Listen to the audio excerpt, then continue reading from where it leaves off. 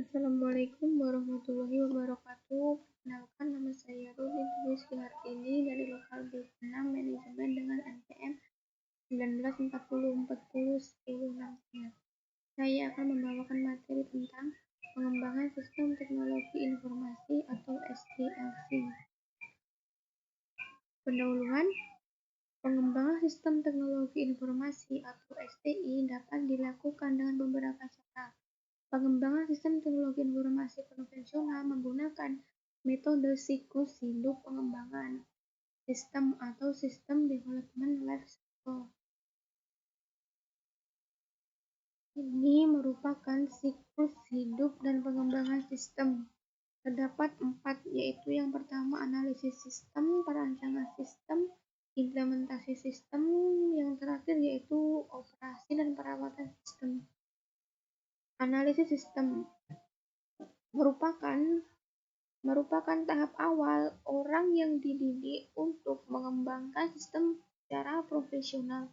Alasannya karena digunakan untuk mengembangkan sistem teknologi informasi yang kompleks. Tahap di analisis sistem ini terdiri dari kegiatan-kegiatan sebagai berikut.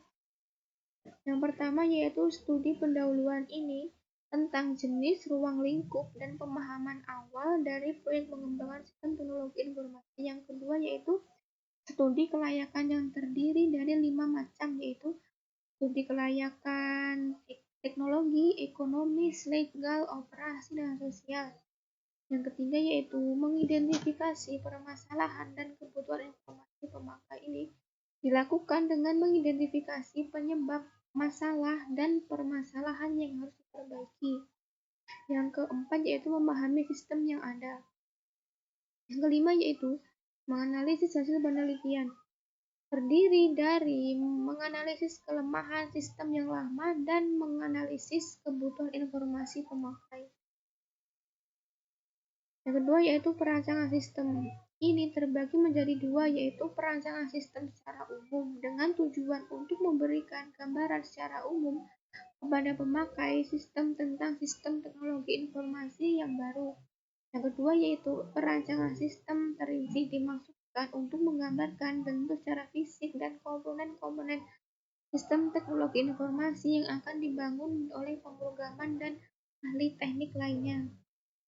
Yang ketiga yaitu implementasi sistem adalah tahap meletakkan sistem supaya siap dioperasikan dengan beberapa kegiatan. Yang pertama yaitu mempersiapkan rencana implementasi, yang kedua yaitu melakukan kegiatan implementasi dengan memilih dan melatih personil, kemudian memilih dan mempersiapkan tempat dan lokasi sistem, kemudian mengetes sistem, dan terakhir yaitu melakukan konversi sistem. Kemudian dilanjut dengan menindaklanjuti implementasi. Strategi konversi. Yang pertama yaitu konversi paralel.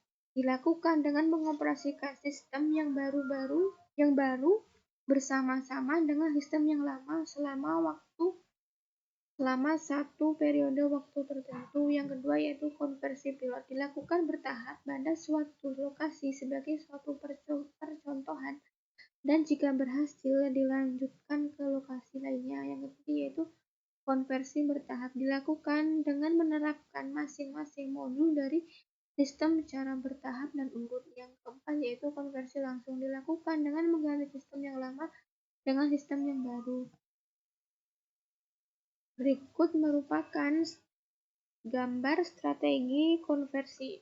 Konversi paralel memiliki kebaikan, yaitu risiko penerapannya yang rendah, tetapi kelemahannya yaitu biaya implementasi yang mahal. Sedangkan konversi pilot ini memiliki kebaikan, kegagalan penerapan sistem sidang, dan kelemahannya yaitu waktu konversi dapat menjadi lama. Kemudian konversi phasing ini sama juga, yaitu memiliki kebaikan, kegagalan penerapan sistem sidang, tetapi juga ada kelemahannya yaitu waktu konversi yang dapat menjadi lama. Kemudian konversi cold turkey ini memiliki kebaikan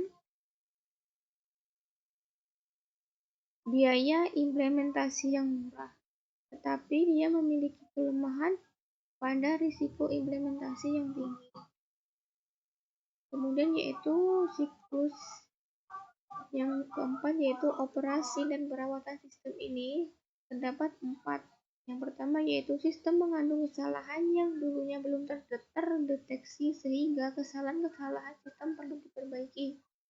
Yang kedua yaitu sistem mengalami perubahan-perubahan karena permintaan baru dari pemakai sistem. Yang ketiga yaitu sistem mengalami perubahan karena perubahan lingkungan luar. Yang keempat yaitu sistem perlu ditingkatkan. Di sini selanjutnya yaitu kelebihan dan kekurangan metode SDLC atau System Development Life Cycle. Kelebihannya yaitu menyediakan tahapan yang dapat digunakan sebagai pedoman pengembangan sistem. Yang kedua yaitu akan memberikan hasil sistem yang lebih baik karena sistem dianalisis dan dirancang secara keseluruhan sebelum diimplementasikan, sehingga sistem ini betul-betul sempurna. Kemudian yaitu kekurangan. Kekurangannya yaitu hanya menyediakan tahapan, tidak menyediakan metodologi. Kemudian hasil SDLC ini sangat tergantung dari hasil di tahap analisis. Kemudian dibutuhkan waktu yang lama untuk mengembangkannya. Dibutuhkan biaya yang relatif lebih besar dibandingkan dengan metode lainnya, yaitu hasil dari sistem ini tidak luas untuk dimodifikasi karena perlu dilakukan analisis kembali. Kemudian yaitu metodologi pengembangan sistem terstruktur ini memberikan cara dan alat pengembangan sistem. Metodologi yang digunakan yaitu cara atas turun. Dimulai dari atas, yaitu kebutuhan informasi pemakai, dan turun sampai ke data untuk memenuhi kebutuhan. Yang kedua yaitu cara dekomposisi, memecah sistem yang rumit menjadi beberapa bagian sistem yang disebut dengan modul-modul yang lebih sederhana. Kemudian ada alat pengembangan ini terdiri dari bagan alir sistem, diagram arus data, bagan terstruktur, kamus data, bagan alir program, dan tabel keputusan. Di sini merupakan proses pengembangan sistem, pihak yang terlibat, dan alat-alatnya. Dalam pengembangan sistem terdapat analisis sistem. Antara analisis sistem dan pemakai sistem terdapat tahap analisis dengan bantuan alat yaitu bagan alir sistem, kamus data, dan diagram arus data. Antara analisis sistem dan teknisi sistem terdapat tahap perancangan. Adapun alat perancangannya yaitu DAD, kemudian kamus data, bagian alir program, bagan terstruktur, tabel keputusan, struktur English, dan result coding. Kemudian yaitu alat-alat komunikasi di tahap analisis. Yang pertama yaitu bagan alir sistem dan bagan alir dokumen. Bagan alir sistem digunakan untuk menggambarkan proses dari sistem yang lama atau sistem baru yang diusulkan. Bagan alir sistem juga menunjukkan arus dari dokumen-dokumen sehingga juga dengan nama bagan alir dokumen. Kemudian yaitu diagram arus data. Ini lebih menunjukkan data yang mengalir dari satu entiti ke entiti lainnya dan mencoba untuk menggambarkan sistem pertama kali secara garis besar dan memecahkannya menjadi bagian yang lebih kecil dalam bentuk modul. Yang ketiga yaitu kamus data, merupakan katalog fakta tentang data yang mengalir di sistem, menjelaskan atribut dari data yaitu tentang nama dari arus data, aliasnya, bentuk, dan media data. Alat-alat komunikasi di tahap perencanaan yang pertama yaitu bagan alir program, merupakan bagan alir yang menunjukkan logaritma dari proses program. Yang kedua yaitu bagan terstruktur. Ini digunakan untuk mendefinisikan dan mengilustrasikan hubungan elemen data dan elemen kontrol antara modul-modul sistem secara berjenjang. Ini merupakan bagan terstruktur menghitung nilai penjualan, di mana sistem ini terdapat sistem utama yaitu hitung penjualan dan 3 sistem modul bagian, yaitu potongan untuk dealer, potongan untuk pengecer, dan hitung penjualan bersih. Di modul utama terdapat simbol berlian. Simbol ini menunjukkan proses penyeleksian kondisi. Apakah langganannya dealer atau pengecer? Jika langganannya dealer, maka yang diproses adalah modul potongan untuk dealer. Jika langganannya pengecer, maka yang diproses adalah potongan untuk pengecer. Hitung penjualan bersih akan selalu diproses karena tidak dalam proses penyeleksian kondisi. Yang ketiga yaitu tabel keputusan adalah tabel yang digunakan sebagai alat bantu menyelesaikan logika penyeleksian kondisi dalam program. Contoh dari tabel keputusan adalah sebagai berikut.